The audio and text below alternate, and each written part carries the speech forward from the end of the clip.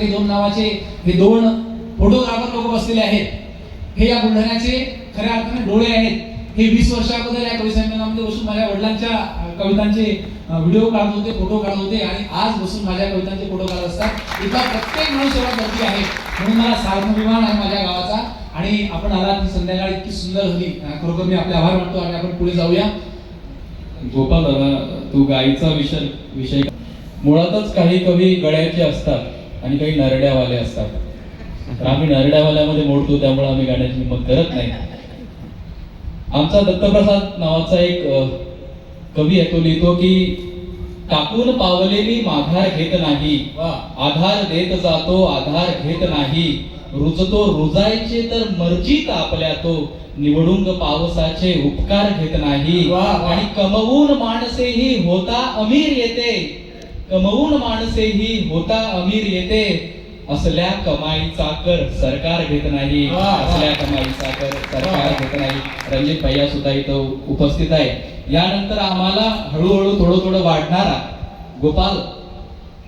गोपाल दादा जो आजच्या कार्यक्रमाचं सुंदर ड्रायव्हिंग करतोय आणि हा जो प्रवास आहे हा सुखरूप तो एका ठिकाणी आपल्याला पोहोचवणार आहे. गोपाल दादा बद्दल बोलायचं झाल्यास त्याची सुद्धा एक कविता BA च्या अभ्यासक्रमाला अमरावती विद्यापीठात लागली आहे. आणि महाराष्ट्रभर गोपालदादा बुलढाण्याचं नाव, अकोल्याचं नाव, त्याने जर सांगितलं की त्याचं माहेर बुलढाणा आहे, सासर अकोला आहे, म्हणजे सासरचं प्रेम आणि माहेरची माया दोन्ही गोष्टी मिळणारा आमचा गोपालदादा आहेत.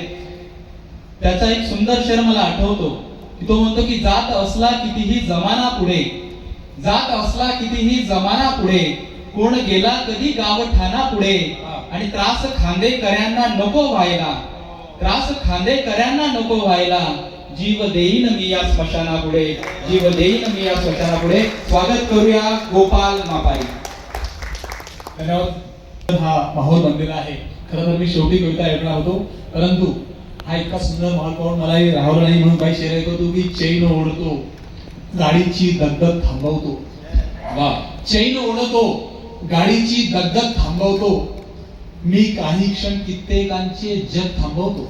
वा, की चैन ओढतो गाडीची दगदग थांबवतो, मी काही क्षण कित्येकांचे जग थांबवतो, आणि तुझी जेवढी तहान आहे तू घेऊन ये, तुझी जेवढी तहान आहे तू घेऊन ये, मी वेशीवर तोवर काही ढग थांबवतो. मी वेशीवर तोवर काही ढग थांबवतो, आणि परका असून सुद्धा कामी येतो मृत्यू, परका असून सुद्धा कामी येतो मृत्यू, धावत सुटलेले सारे जीवलक थांबवतो. वा वा वा, धावत सुटलेले सारे जीवलक थांबवतो. आणखी काही शेर ऐकवतो की गावच्या चार चिन्ह्यात भर घालते, गावच्या चार चिन्ह्यात भर घालते, रोज कपडे नवे हे शहर घालते. वा वा, गावच्या चार चिन्ह्यात भर घालते, रोज कपडे नवे हे शहर घालते, सांज होताच माझा उसवतो दिवस, सांज होताच माझा उसवतो दिवस, रात्र टाके पुन्हा खोलवर घालते.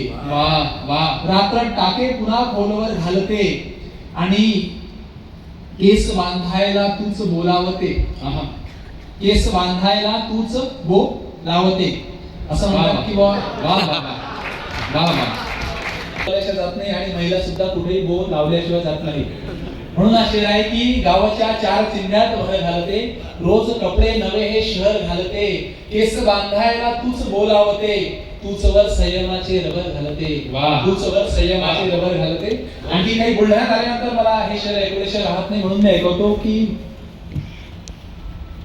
आता जे वाटते आहे अगोदर वाटले नव्हते.